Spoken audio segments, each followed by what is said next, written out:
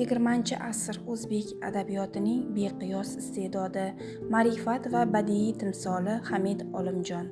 Uning hayoti qisqa bo'ldi, ammo qoldirgan merosi abadiydir.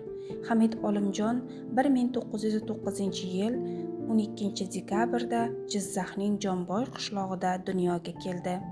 Yoshligidan she'riyatga oshno bo'lgan bu iste'dodli yigitning qalbi kitob va adabiyot nuri bilan to'ldi. 1920-yillarga kelib, uning ilk she'rlari matbuotda paydo bo'la boshladi. Shoirning har bir satrida samimiyat, lirizm va hayotga muhabbat aks etardi. Hamid Olimjon o'zbek adabiyotiga ko'plab yirik asarlar tuhfa etdi.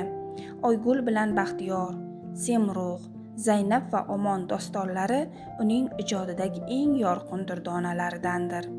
Bu asarlar xalq og'zaki ijodi va zamonaviy badiiylikni uyg'unlashtirgan yuksak namunalar bo'lib qolmoqda. Hamid Olimjon she'riyatning asosiy mavzusi sevgi, tabiat, vatan va ezgu tuyg'ulardir. Uning satrlarida hayotga mehr, insonparvarlik va sof tuyg'ular yog'ilib turadi. Shoirning umr yo'ldoshi mashhur shoiramiz Zulfiyaxon edi. Ular bir-birining ilhom chashmasi, adabiyotimizning go'zal juftligi bo'lib tarixda qoldilar. 1944-yilda fojiali avtohalokat shoir umrini qisqa qildi.